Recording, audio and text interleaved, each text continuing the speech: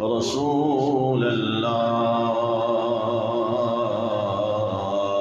وسلم عليك يا حبيب الله بلند آواز سے صلی اللہ علیہ یا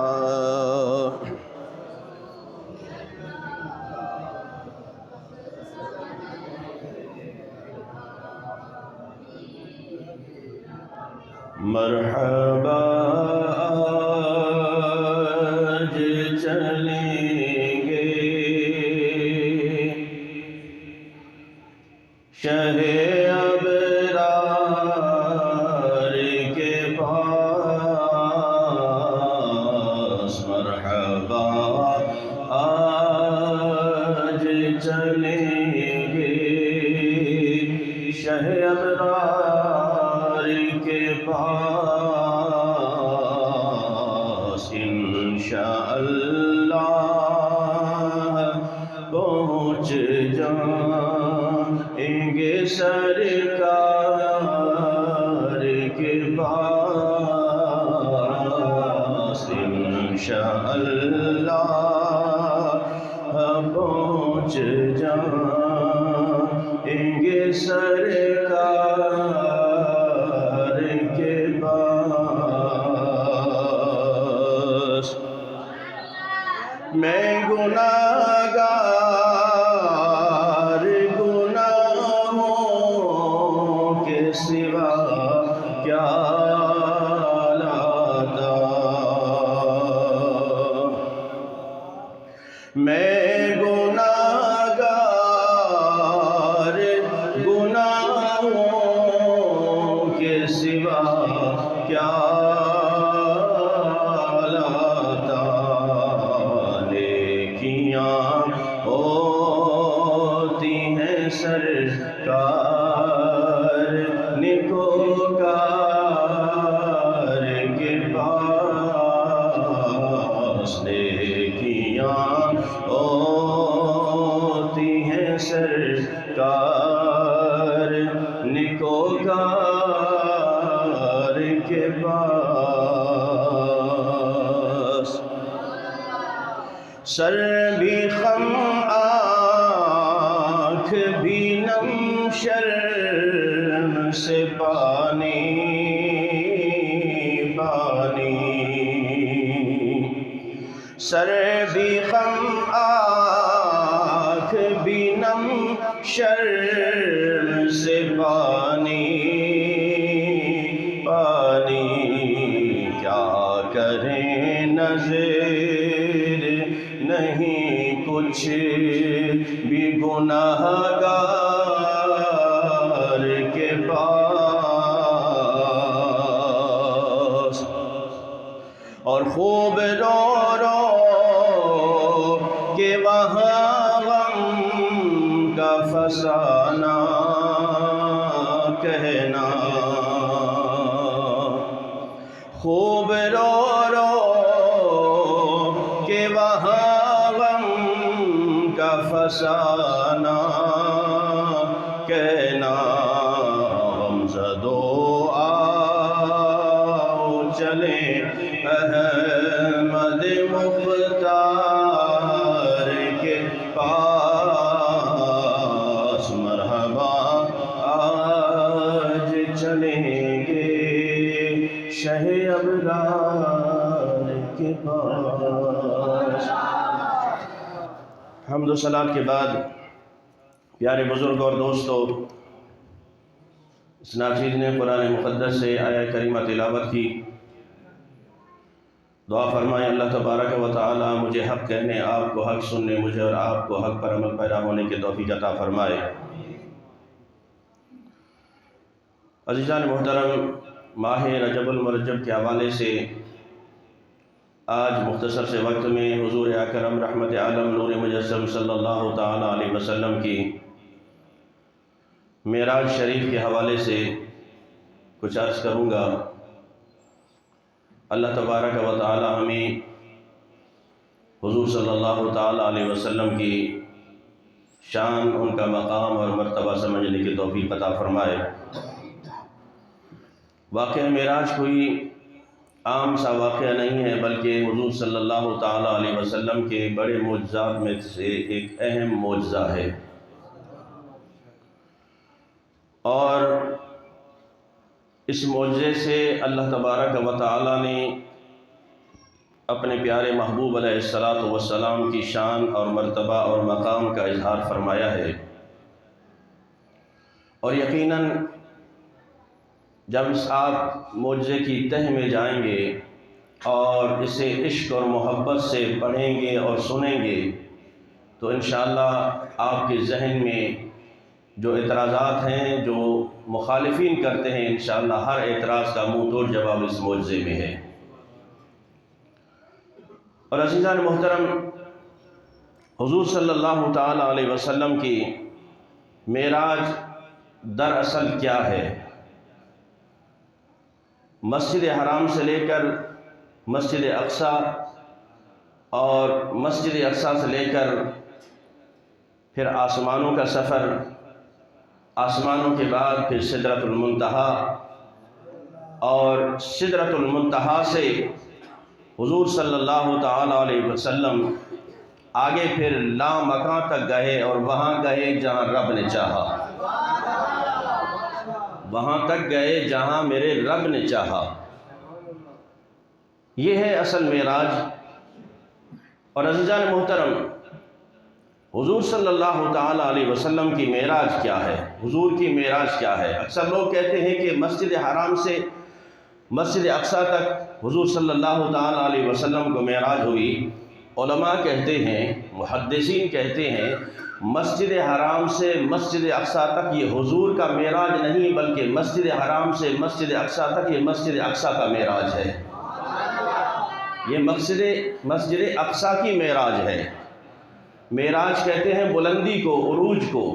عزیزان محترم، پھر حضور صلی اللہ تعالیٰ علیہ وسلم کا وہاں تمام انبیاء کرام 1,24,000 کم و بیش انبیاء کرام کو وہاں امامت کرانا، یہ حضور کی معراج نہیں بلکہ تمام انبیاء کی معراج ہے، تمام انبیاء کی معراج ہے۔ میں نے کہا کہ کاش کہ ہم عشق اور محبت سے حضور صلی اللہ تعالیٰ علیہ وسلم کے اس عظیم معجزے کو سماعت بھی کریں اور دل و جان سے تسلیم بھی کریں، وگرنہ اعتراضات کی بوچھاڑ ہے اور فتنوں کا دور ہے میرے ساتھیوں۔ کئیوں نے تو اس کا ویسے ہی انکار کر دیا معراج کا، کئیوں نے کہا کہ من گھڑت پتہ نہیں کہاں سے کہاں بیان کرتے ہیں اور کیا سے کیا بیان کرتے ہیں۔ عزیزان محترم، حضور صلی اللہ تعالیٰ علیہ وسلم کی معراج یہ نہیں کہ آپ مسجد حرام سے مسجد اقصیٰ آئے، یہ مسجد اقصیٰ کی معراج، مسجد اقصیٰ میں تمام انبیاء کرام کو امامت کرائی، یہ تمام انبیاء کرام کی معراج ہے۔ پھر آگے ہوتا ہے شروع سفر معراج، مسجد اقصیٰ سے پھر حضور صلی اللہ تعالیٰ علیہ وسلم کا جو بلندی کا سفر شروع ہوتا ہے آسمانوں کی طرف، اسے کہتے ہیں سفر معراج۔ یہ معراج کا سفر ہے، یہاں سے اس کا آغاز ہوتا ہے، عروج کا آغاز ہوتا ہے۔ تو پھر جب پہلے آسمان پر حضور صلی اللہ تعالیٰ علیہ وسلم پہنچتے ہیں، یہ پہلے آسمان کی معراج ہے۔ دوسرے آسمان پہ پہنچے، یہ دوسرے آسمان کی معراج ہے۔ تیسرے آسمان پہ پہنچے، یہ تیسرے آسمان کی معراج ہے۔ چوتھے پہ پہنچے، یہ چوتھے آسمان کی معراج ہے۔ اسی طرح ساتوں آسمانوں کو جب عبور کیا حضور صلی اللہ تعالیٰ علیہ وسلم نے، تو یہ ساتوں آسمانوں کی معراج ہے۔ اور عزیزان محترم، صدقے جاؤں حضور اکرم صلی اللہ تعالیٰ علیہ وسلم کا پھر آگے سدرۃ المنتہا ہے۔ سدرۃ المنتہا جہاں حضرت جبریل بھی رک جاتے ہیں، تو پھر سوال پیدا ہوتا ہے پھر حضور کا معراج کیا ہے؟ حضور کی معراج کیا ہے، کسے کہتے ہیں؟ آئیے میں بتاتا ہوں۔ حضور صلی اللہ تعالیٰ علیہ وسلم کا سفر جب سدرۃ المنتہا سے آگے شروع ہوتا ہے، لامکاں کی طرف سفر شروع ہوتا ہے، پھر لامکاں پر جا کے ان سر کی آنکھوں سے اللہ تبارک و تعالیٰ کا دیدار کرنا اور بیداری میں دیدار کرنا، یہ ہے حضور کا معراج۔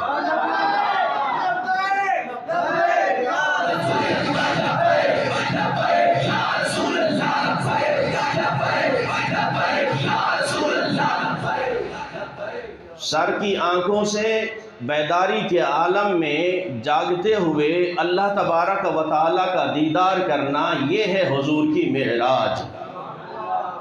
اچھا، اس پر بڑے بڑے جو تجزیہ نگار کہہ لیں یا اپنے آپ کو جو علم کا پایہ سمجھتے ہیں، وہ کہتے ہیں کہ نہیں، رب کا دیدار نہیں کیا انہوں نے۔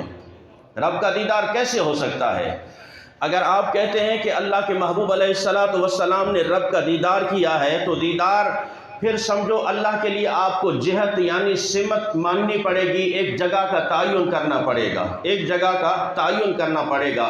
رب تعالیٰ سمت سے بھی پاک ہے، جہت سے بھی پاک ہے، تعین سے بھی پاک ہے۔ وہ نہ تعین میں آ سکتا ہے، نہ جہت میں، نہ سمت میں۔ تو پھر رب تعالیٰ کا دیدار کیسے کیا؟ اللہ اکبر۔ محدثین کرام فرماتے ہیں، چلے آپ کے اعتراض کے مطابق رب تعالیٰ نہ جہت میں آتا ہے، نہ تعین میں آتا ہے، نہ اس کی کوئی صورت ہے، کس طرح دیدار ہوا؟ تو یہ بھی حدیث پاک ہے۔ اللہ کے محبوب علیہ السلام نے فرمایا کہ جنت میں تمام جنتیوں کو رب کا دیدار ہوگا، تمام جنتیوں کو رب تعالیٰ اپنا دیدار عطا فرمائے گا۔ اب ذرا بتائیے کہ جنتیوں کو رب تعالیٰ کا دیدار اگر مانتے ہو تو جہت ماننی پڑے گی، تعین ماننا پڑے گا، جگہ ماننا پڑے گی، صورت ماننی پڑے گی۔ تو کہتے ہیں نہیں جی، وہ اپنی شان کے لائق اللہ تبارک و تعالیٰ اپنا دیدار جنتیوں کو عطا فرمائے گا۔ میں نے کہا یہاں اس کی شان مان رہا ہے، یہاں اس کی شان مان رہا ہے کہ وہ اپنی شان کے مطابق جنتیوں کو دیدار کرائے گا۔ ارے جس طرح وہ اپنی شان کے مطابق جنتیوں کو دیدار کرائے گا، اسی طرح اس نے اپنی شان کے مطابق اپنے محبوب کو دیدار کرایا ہے۔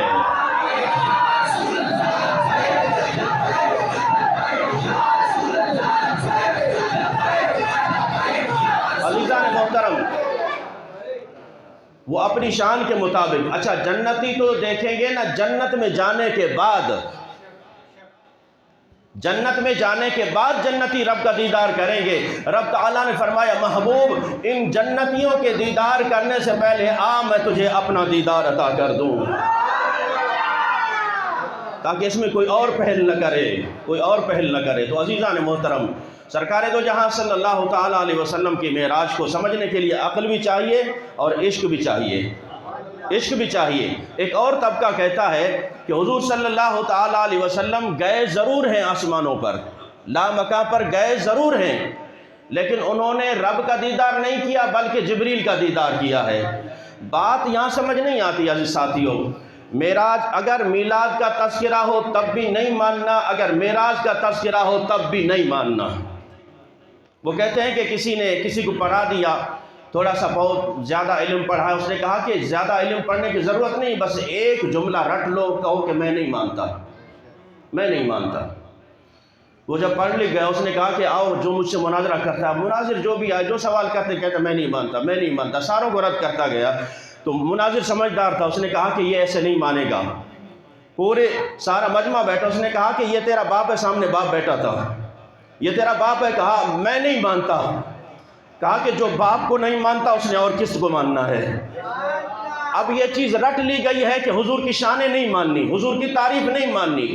بات اپنے مولوی کی ہو پتہ نہیں کہاں سے کہاں پہنچا دیں گے، بات اپنے جماعت کی ہو پتہ نہیں کہاں سے کہاں اٹھا کر لے جائیں گے، لیکن بات حضور صلی اللہ تعالیٰ علیہ وسلم کی تعریف کی ہو، نہیں، تعریف نہیں، سیرت بیان کرو۔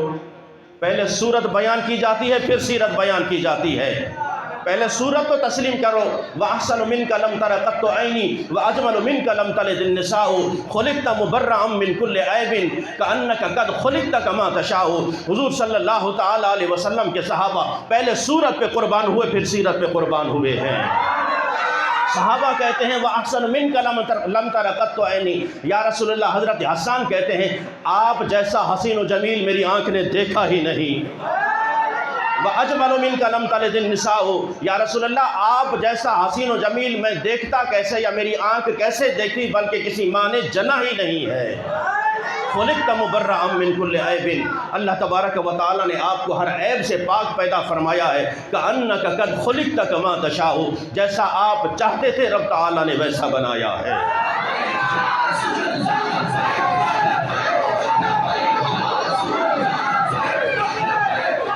اچھا، وہ ایک طبقہ یہ کہتا ہے کہ حضور گئے ضرور ہیں آسمانوں پر لیکن جبریل کا دیدار کرنے گئے ہیں۔ اچھا یہ وہ جبریل نہیں ہے، یہ وہ جبریل نہیں ہے۔ ام المومنین حضرت عائشہ الصدیقہ رضی اللہ تعالی عنہ فرماتی ہیں، آپ راوی ہیں اس حدیث کی، آپ فرماتی ہیں کہ ایک مرتبہ حضور صلی اللہ تعالی علیہ وسلم کی بارگاہ میں حضرت جبریل علیہ السلام تشریف فرما ہیں۔ میرے آقا نے جبریل سے پوچھ لیا، میرے آقا نے جبریل سے پوچھ لیا، سوال کیا، اے جبریل تو نے آسمانوں کو بھی دیکھا ہے، تو نے زمینوں کو بھی دیکھا ہے، تو نے ہر آنے والی مخلوق کو دیکھا ہے، 1,24,000 کم و بیش انبیاء کرام آئے ہیں، تو نے ہر ایک کو دیکھا ہے، ہر ایک کا دیدار کیا ہے، تو نے آسمانی مخلوق کو بھی دیکھا ہے، تو نے زمین کی مخلوقوں کو بھی دیکھا ہے، تو نے آسمان کی فوقوں کو بھی دیکھا ہے، تو نے ہر چیز کا دیدار کیا ہے، ہر انسان کو دیکھا ہے، ہر روح کو دیکھا ہے، ہر چہرے کو دیکھا ہے، ہر نبی کو دیکھا ہے، بتا کوئی مجھ جیسا سونا بھی دیکھا یا نہیں؟ اللہ اکبر۔ یارو اگر ہم حسن مصطفیٰ کی بات کریں، لوگ کہتے ہیں لفاظی کر جاتے ہیں، لوگ کہتے ہیں کہ حد سے آگے نکل جاتے ہیں۔ میں کہتا ہوں حد تم بتا دو، ہم حد سے آگے نہیں بڑھیں گے۔ حد تم بتا دو، لکیر کھینچ دو کہ یہاں تک حضور صلی اللہ تعالیٰ علیہ وسلم کی تعریف کرنی ہے، اس لکیر تک حضور کو ماننا ہے، اس سے آگے نہیں ماننا۔ خدا کی قسم ساری زندگی کتابیں کھنگالتے رہو گے، کتابیں ڈھونڈتے رہو گے، نہ حضور کی تعریف کی حد ملے گی، نہ تم بتا سکتے ہو اس حد کو۔ ہاں اس لیے میرے ساتھیوں، حضور صلی اللہ تعالیٰ علیہ وسلم سے ٹوٹ کے پیار کرو۔ خدا کی قسم یہ سارے اعتراض یہی دفن ہو جائیں گے۔ عشق خود چڑھ کے بولتا ہے کہ ہمیں حضور سے کتنا پیار ہے۔ تو یہ وہ جبریل ہیں۔ میرے آقا نے پوچھا کہ اے جبریل تو نے سارے انبیاء کو دیکھا، سب کو دیکھا ہے، بتا کوئی مجھ جیسا سونا بھی دیکھا؟ اللہ اکبر۔ ام المومنین حضرت عائشہ الصدیقہ رضی اللہ تعالی عنہ آپ فرماتی ہیں جبریل نے کیا جواب دیا؟ جبریل نے جواب دیا، یا رسول اللہ صلی اللہ تعالی علیہ وسلم میں نے مشرق بھی دیکھے ہیں، میں نے مغرب بھی دیکھی ہے، میں نے شمال بھی دیکھا ہے، میں نے جنوب بھی دیکھا ہے، میں نے زمینیں بھی دیکھی ہیں، میں نے آسمان بھی دیکھا ہے، میں نے انبیاء کو بھی دیکھا ہے، ایک ایک کا دیدار کیا ہے، لیکن خدا کی قسم جتنے سونے آپ ہیں اللہ نے کسی اور کو اتنا سونا نہیں پیدا فرمایا۔ جتنا حسین آپ کو رب نے بنایا ہے، جس کی جبریل خود تعریف کریں اس نبی کی، اور تم کہتے ہیں وہ جبریل کو دیکھنے گئے تھے۔ وہ جبریل جو حضور صلی اللہ تعالیٰ علیہ وسلم کی خود تعریف کریں، عقل مانتی ہے کہ اس جبریل کو حضور دیکھنے گئے۔ اچھا دوسری عقلی دلیل ہے عزیزان محترم، سرکار دو جہاں صلی اللہ تعالیٰ علیہ وسلم، محدثین کرام کہتے ہیں، محدثین کرام فرماتے ہیں کہ حضرت جبریل علیہ السلام حضور کی بارگاہ میں 24,000 مرتبہ آئے ہیں۔ کتنی مرتبہ؟ 24,000 مرتبہ اللہ کے یہ برگزیدہ ملائکہ میں سے حضرت جبریل علیہ السلام تمام ملائکہ کے استاد الملائکہ، تمام ملائکہ کے سردار، تمام نوری مخلوق کے سردار کتنی مرتبہ آئے حضور کے پاس؟ 24,000 مرتبہ۔ اچھا ذہن میں سوال اٹھتا ہے کہ حضرت جبریل جب بھی آتے تھے قرآن کی آیت لے کر آتے تھے، وہی لے کر آتے تھے۔ قرآن کی آیات کتنی ہے؟ 6,666۔ کتنی آیات ہیں؟ 6,666 آیتیں ہیں قرآن پاک کی۔ اب آپ اندازہ لگائیں اگر ہر ایک آیت 1 بائی 1 آیت، ویسے تو اللہ کے محبوب علیہ السلام پر جب قرآن اترا ہے کہیں پر 10 آیتیں بھی اتری ہیں، کہیں پر پوری سورت بھی اتری ہے، کہیں پر ایک آیت بھی اتری ہے۔ اگر اس طرح کیا جائے تو 24 یا 2500 مرتبہ حضرت جبریل آئے ہیں، لیکن آپ اگر یہ تعین کر لیں کہ 1 بائی 1 ایک ایک آیت لے کر جبریل علیہ السلام حضور کی بارگاہ میں آئے ہیں تو 6,666 مرتبہ بنتا ہے۔ لیکن یہاں محدثین کہتے ہیں جبریل علیہ السلام 24,000 مرتبہ آئے حضور کے پاس۔ اب ذرا اندازہ لگاؤ قرآن کی آیتیں تو وہ لے کر آئے، اگر ایک ایک آیت کا بھی تقابل کرو گے، مقابلہ کرو گے، 6,666 مرتبہ بنتا ہے، لیکن حضرت جبریل 24,000 مرتبہ آئے ہیں۔ ذرا پوچھئے نا جبریل سے، اے جبریل یہ تو قرآن کی آیتیں تو لے کر آیا تھا، رب کے بہانے سے وہاں وہی لے کر آتا رہا، لیکن یہ بنتا ہے 6,666 مرتبہ، وہ بھی اگر ایک ایک آیت کو کاؤنٹ کیا جائے، لیکن بتا یہ 24,000 مرتبہ تو کیسے آیا؟ تو جبریل بھی یہ کہتا ہے میرے آقا سونے اتنے ہیں کہ ان کا دیدار کرنے کے بہانے بھی میں آ جایا کرتا تھا۔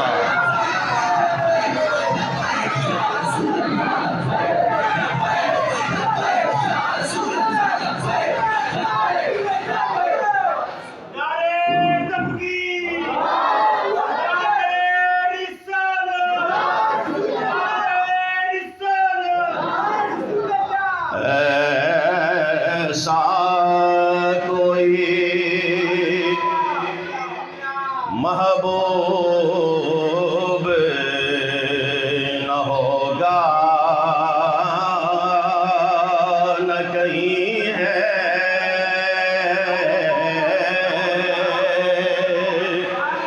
ایسا کوئی محبوب نہ ہوگا نہ کہیں ہے،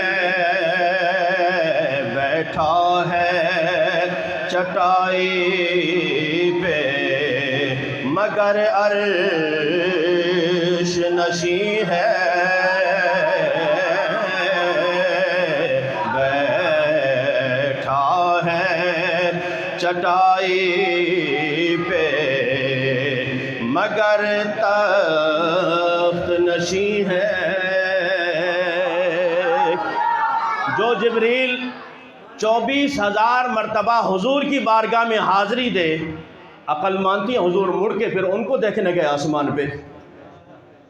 عقل تسلیم نہیں کرتی، یہ چکر کسی اور کو دو جہاں عشق ہوتا ہے، جہاں محبت ہوتی ہے۔ عقل نہیں مانتی، یہ تو رب کا بھی وعدہ ہے، رب کا بھی وعدہ ہے، ما زاغ البصر وما طغى، نہ آنکھ جھپکی نہ آنکھ بھٹکی۔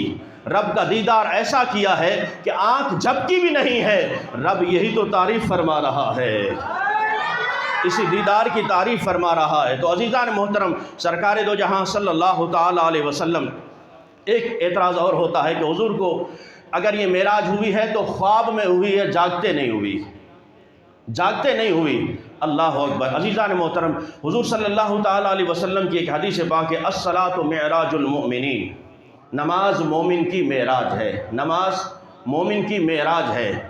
اب اگر کوئی بندہ خواب میں دیکھ لے کہ میں ظہر کی نماز پڑھ رہا ہوں یا عصر کی نماز پڑھ رہا ہوں اور اٹھ کے کہہ دے بس میں نے عصر کی نماز پڑھ لی، ہو جائے گی نماز اس کی نماز ہوگی؟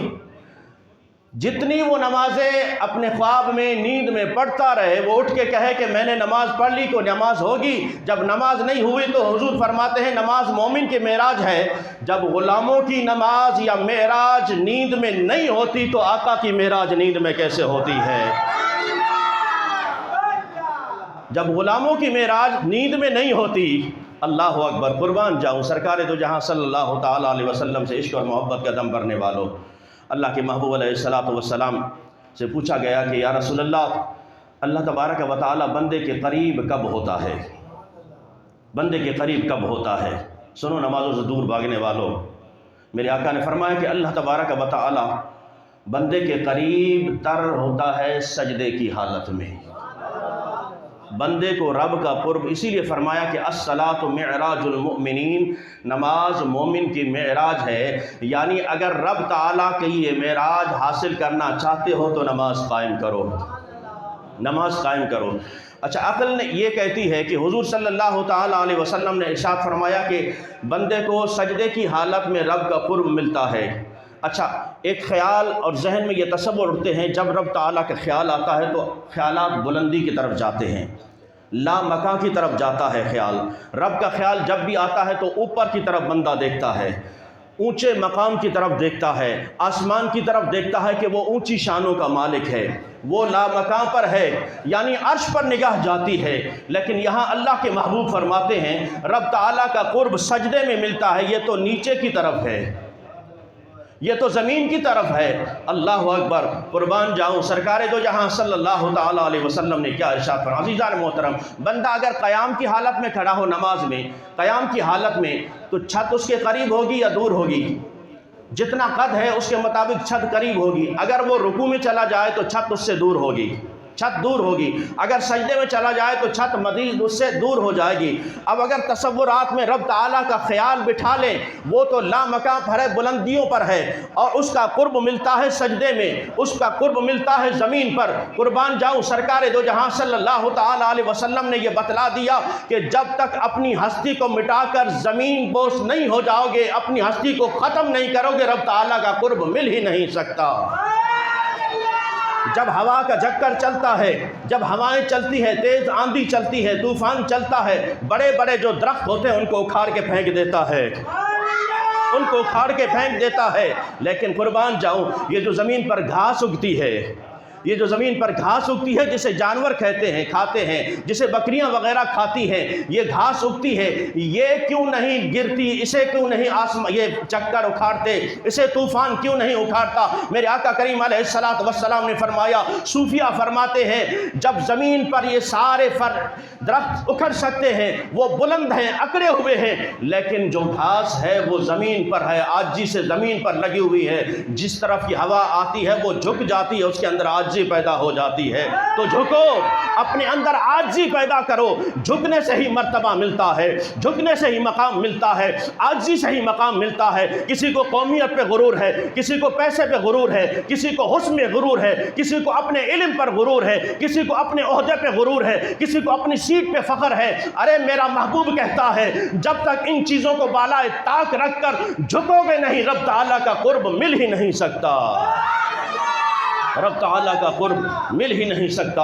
اور حضور صلی اللہ تعالیٰ علیہ وسلم کے قربان معراج حضور کے قربان امام بوصیری رحمۃ اللہ علیہ فرماتے ہیں کہ احسان حضور کا یہ ہے، عاشقان رسول سنیے، حضور صلی اللہ تعالیٰ علیہ وسلم کا احسان یہ ہے، جب اللہ کے ہاں حضور تشریف لے گئے، رب کا دیدار کیا، وہاں وہ جلوے تھے، اللہ کے محبوب نہ آتے اگر حضور کو اپنی امت پیاری نہ ہوتی، حضور ان جلووں سے واپس نہ آتے اگر حضور کو ہم سے پیار نہ ہوتا۔ یہ تو حضور کا احسان کہ حضور واپس چلے آئے۔ لیکن آج امت پتہ نہیں کون سا در ڈھونڈ رہی ہے، لیکن آج امت پتہ نہیں کسے اپنا آئیڈیل مان رہی ہے، آج امت ہے کسی دوسرے کا اسٹائل اپنا رہی ہے، آج امت انگریز کے اسٹائل کو فالو کرتی ہے، آج امت یہود و نصارہ کے اسٹائل کو فالو کرتی ہے۔ قربان جاؤں، جو نبی تیرے لیے وہاں سے چھوڑ کر واپس آئے، جو تیرے لیے چھوڑ کر واپس آئے، تو کسی اور کا در ڈھونڈتا ہے۔ آجا، خیرات دیتا ہے خدا ہر وقت تیرے نام کی، خیرات دیتا ہے خدا ہر وقت تیرے نام کی، جس کو ملا جو کچھ ملا جتنا ملا صدقہ تیرا۔ اللہ تبارک و تعالی ہمیں حضور صلی اللہ تعالیٰ علیہ وسلم کی شان سمجھنے کی توفیق عطا فرمائے۔ وآخر دعوانا الحمدللہ رب العالمین۔ اعلان سماعت فرمائے، ایک مرتبہ پھر اعلان کر رہا ہوں، گزشتہ جمعے میں نے اعلان کیا تھا لیکن بعض ساتھیوں نے کہا کہ اعلان سمجھ میں نہیں آیا۔ اعلان سماعت فرمائیں کہ مسجد کا گیس کا بل تقریباً 1.5 لاکھ کے قریب آیا ہوا ہے، اور ان قریب گیس بھی وہ کاٹنے والے ہیں جس سے سہولت ہمیں میسر نہیں آ سکتی۔ آپ تمام عاشقان رسول سے، تمام نمازیوں سے، اہل محلہ سے گزارش ہے کہ آپ دل کھول کر تعاون کیجئے تاکہ ہم گیس کا بل ادا کریں اور اس مصیبت سے اور اس تکلیف سے بچ سکیں۔ اللہ تبارک و تعالیٰ آپ سب کو سلامت رکھے۔ وما علینا الا البلاغ۔